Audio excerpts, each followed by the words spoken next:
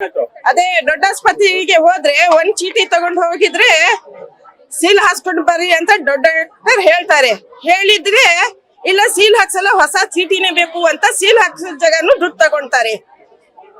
ಮತ್ತೆ ಹೊರಗಿಂದ ಮೆಡಿಸಿನ್ ಬರ್ದಿ ಕೊಡ್ತಾರೆ ಅವರು.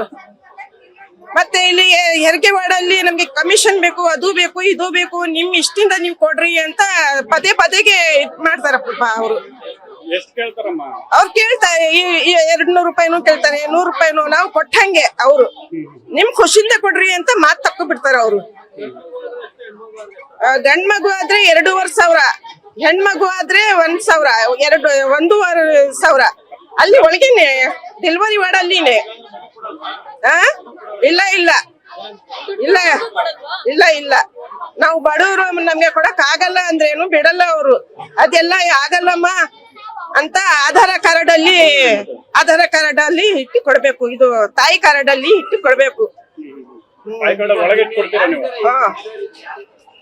ನಮ್ಮ ಮಕ್ಳು ಇದ್ರು ಒಂದು 25 ದಿನ ಆಯ್ತು ಡೆಲಿವರಿ ಆಗಿ ಇವತ್ತಿಗೆ. ಇಲ್ಲ ಏನು ಮಾಡಿಲ್ಲ, ಸುಮ್ ಕೊಟ್ಟಿ ಅವ್ರಿಗೆ ಹೇಳ್ದೆ, ಮೇಡಮ್ ಅವರಿಗೆ ಹೇಳಿದ್ದೀನಿ. ಅದೇ ಹೇಳ್ದೆ, ಇಲ್ಲಿ ಗಂಡ್ ಮಗು ಆಗಿದ್ರೆ 2,500, ಹೆಣ್ಮಗು ಆದ್ರೆ 1,500 ತಗೊಂತಾರೆ ಅಂತ ಹೇಳ್ದೆ. ಅದು ಯಾತಕ್ಕೆ ಇದ್ರೇನು 50, 100 ಅದಕ್ಕೆ ಇದಕ್ಕೆ ಸಿಸ್ಟರ್ ಆಯಾ ಅವರಿಗೆಲ್ಲ ಕೊಡ್ಬೇಕು. ಚೀಟಿ ಮಾಡ್ಸೋರಿಗೇನು ಮತ್ತೆ ಹೊಸ ಚೀಟಿ ಮಾಡಿಸ್ಬೇಕು, ಸೀಲ್ ಹಾಕಿಸ್ಕೊಂಡ್ ಬರ್ರಿ ಅಂತ ಹೇಳ್ತಾರೆ. ಮತ್ ನಾವು ಹೋಗಿದ್ರೆ ಅಲ್ಲಿ ಇಲ್ಲ ಸೀಲ್ ಹಾಕ್ಸಲ್ಲ ಹೊಸ ಚೀಟಿನೇ ಮಾಡ್ಬೇಕು ಅಂತಾರೆ. ಹಂಗೆಲ್ಲ ಮಾಡ್ತಾರೆ ಸರ್. ಮೆಡಿಸಿನ್ ಎಲ್ಲ ಹೊರಗಿಂದಾನೆ ಬರ್ದಿ ಕೊಡೋದು. ಹೊರಗಿಂದಾನೆ ಕೊಡೋದು. ಮೇಡಮ್ ಏನು ಅನ್ನಿಲ್ಲ. ಹೌದಾ ಅಂತ ಹೇಳಿದ್ರು. ಹೌದಾ ಅಂತ ಹೇಳಿದ್ರು, ಅಷ್ಟೇ ಹೇಳಿದ್ರು. ಶಬಾನ. ಏನಂದ್ರೆ ಈಗ ಪ್ರೆಗ್ನೆಂಟ್ ಅವರಿಗೆ ಬೇರೆ, ಇದಕ್ಕೆ ಬೇರೆ ಕೌಂಟರ್ ಮಾಡ್ಬೇಕು ಸರ್. ಎಷ್ಟೊತ್ತಂದು ನಿಲ್ಲಕ್ಕಾಗಲ್ಲ ಸರ್. ತುಂಬಾ ಸೀರಿಯಸ್ ಇರ್ತಾರೆ, ಆದ್ರೂ ಅವರು ಬಿಡಲ್ಲ ತಳ್ತಾರೆ ಇರ್ತಾರೆ. ಇಲ್ಲಿ ಅವ್ರು ಬೀಳೋದು ಉಂಟು ಇಲ್ಲಿ. ಹಂಗಾಗಿ ಕೌಂಟರ್ ಬೇರೆ ಬೇರೆ ಮಾಡ್ಕೊಟ್ರೆ ಒಳ್ಳೇದು ಅಂತ ನಾನು ತುಂಬಾ ಹೊತ್ತಿಂದ ನಿಲ್ಬೇಕು ಸರ್. ಆ ಕೌಂಟ್ರಿಗೆ ಹೋದ್ರೆ ಇಲ್ಲಿಗೆ ಹೋಗಿ ಅಂತಾರೆ, ಇಲ್ಲಿಂದ ಅಲ್ಲಿಗೆ ಹೋಗಿ ಅಂತಾರೆ. 9 ಗಂಟೆಯಿಂದ ಬಂದ್ ನಿತ್ರುನು ಇಲ್ಲಿ 12 ಗಂಟೆ ತನಕ ನಿಲ್ಬೇಕು ಸರ್. ನಿತ್ಕೊಂಡೇ ಇರ್ಬೇಕು ಇಲ್ಲಿ ಕೌಂಟರ್ ಅಲ್ಲಿ. ಬೇಗ ಆಗಲ್ಲ ಚೀಟಿ ಇದೆಲ್ಲ ಕೊಡಕ್ಕೆ. ಹಂಗಾಗಿ ಸ್ವಲ್ಪ ಸಮಸ್ಯೆ ಆಗ್ತಾ ಇದೆ.